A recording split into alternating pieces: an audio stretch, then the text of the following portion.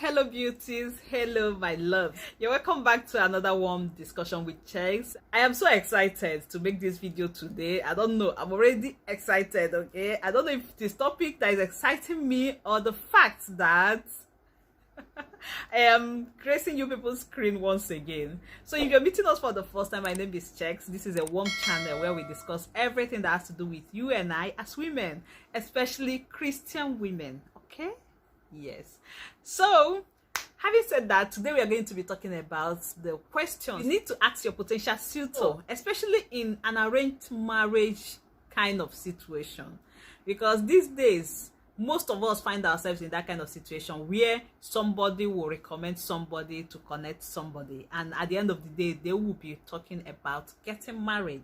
But most times the risk there is that you don't really know this person, and most times the people involved, as in the parties involved, are the type that are already ready for marriage. Okay, so they don't really want to waste time again, as in once there is a recommendation, the next thing is they are planning their wedding. So you don't really have that time to get to know this person very well and to know that person for yourself. So these are the questions I've put together to help you, like a kind of get a glimpse of who that person is before walking down the aisle.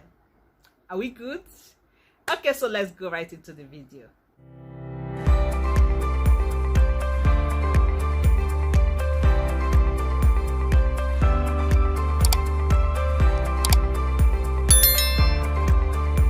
So guys, you're welcome back. Okay, so there are three situations that always prompt an arranged marriage, or three situations of an arranged marriage. Okay, one, it could be arranged by your parents. Two, they could come from your friends. Three, it could be you arranging it for yourself. And most times all these things happen because we are a kind of under pressure, or most times it's not really pressure. It might be that, oh, I found something good that will suit you, so let me connect these two people.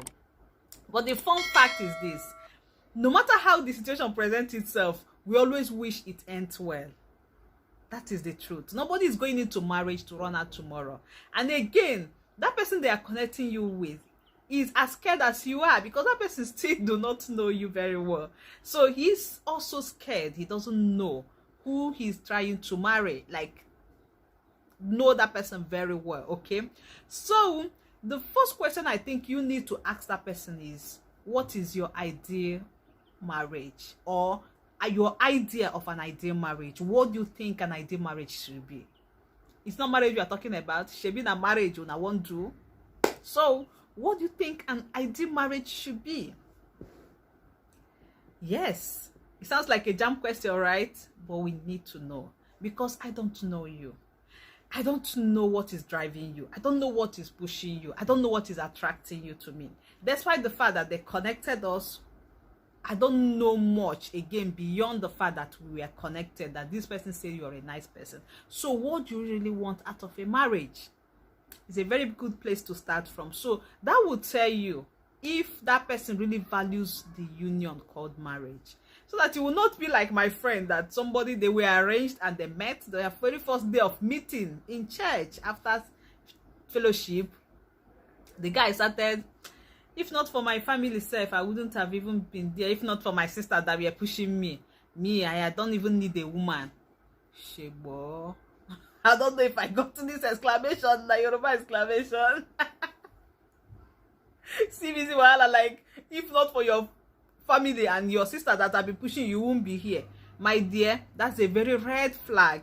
So questions like this will let you know exactly what the intent of that person's heart. Okay, because there's no way that person will tell me that you are clueless about what marriage should be and you still want to go into marriage. It doesn't work.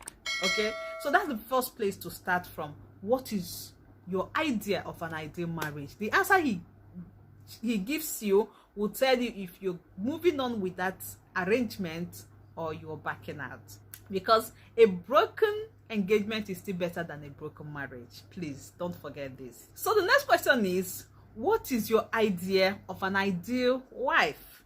Yes, you want a wife. That's why you're coming to me. So what are you expecting from me as a wife?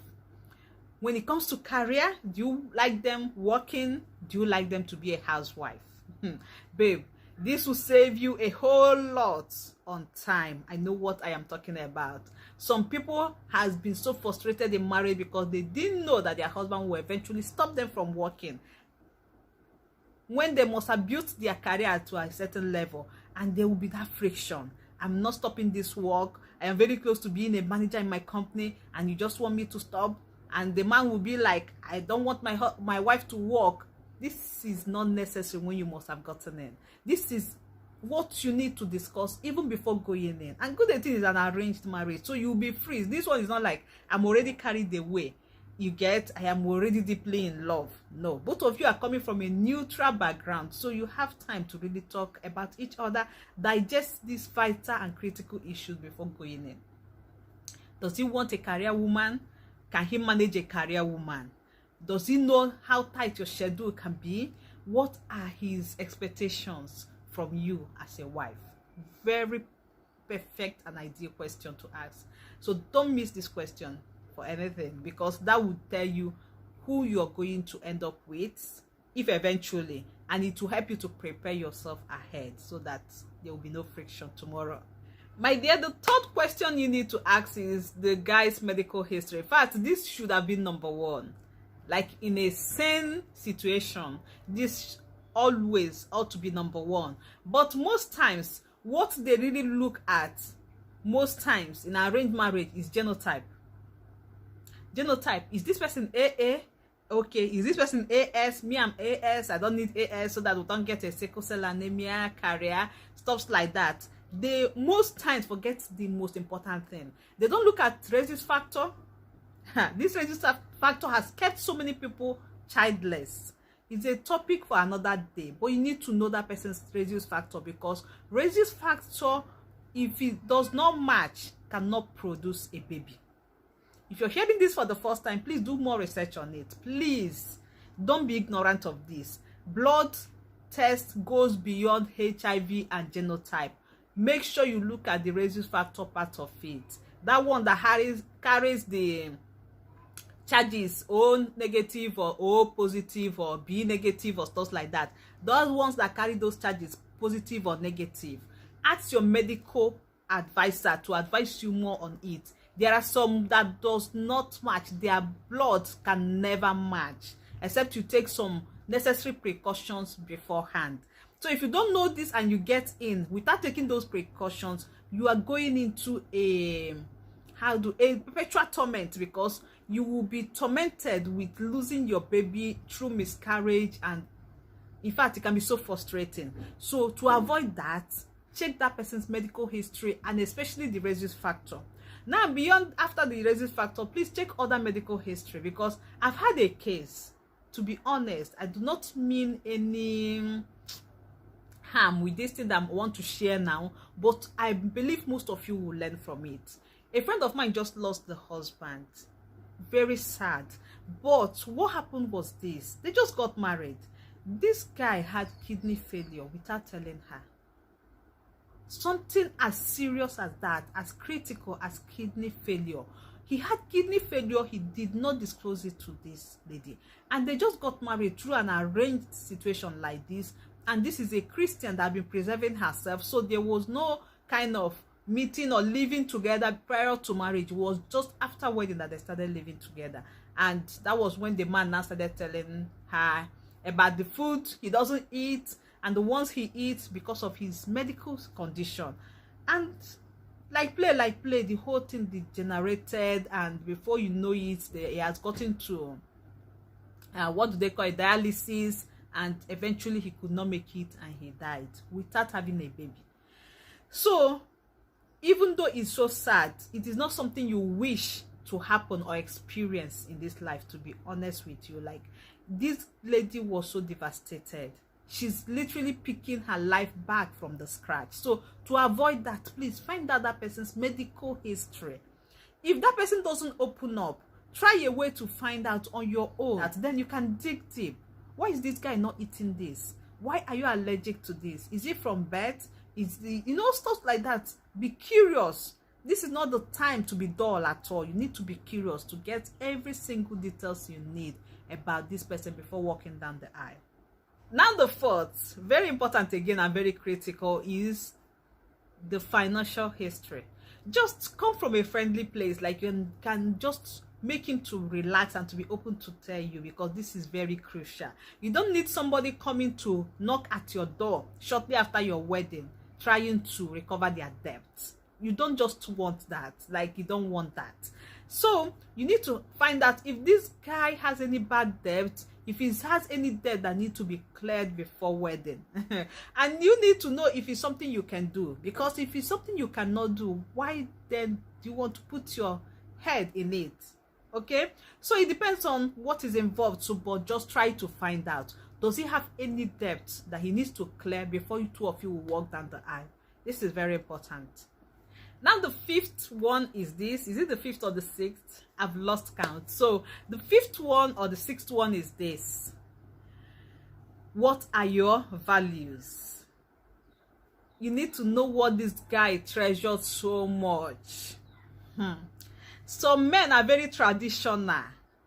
You don't just assume that this is what do we call it, 21st century, and no, there's no man that's supposed to be reasoning like that again.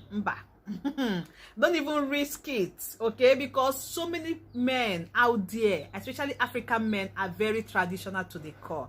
They still believe in those traditions that a woman should wake up in the morning, maybe kneel down and say "Nine day" or "Good morning, my lord." It's still very serious, okay? Some people are still very serious with those things. Then some people believe that it is entirely the woman's duty to raise their child or their children. Some people also believe that you cannot raise a child in a certain environment. Let's say that person is in the diaspora and is marrying you. You might not know that this guy is not even planning to take you along, because he believes that children raised abroad, they are always mannerless, or they are not well trained or stuff like that. So he's planning to wed you and keep you here, but you do not know. So it might be the traveling abroad that is shocking you without knowing that your guy has other plans other than that. So from asking him his values, that is when he will open up, and from the answers you will now know the type of man you want to marry, so that if it is okay with you, you will now go on with the arrangement. Now the last but not the least is this. This is a question that will let you know how much he values that arrangement. Because like I cited earlier, some people might just be doing it because somebody by the side is just pushing him. This question that I'm about to give you will let you know if, even if he was pushed, does he like what he's saying? And the question is this: how will you feel if you'll never see me again? If this will be our last meeting, if we are never going to meet again, how would you feel? When you drop this question, watch his countenance.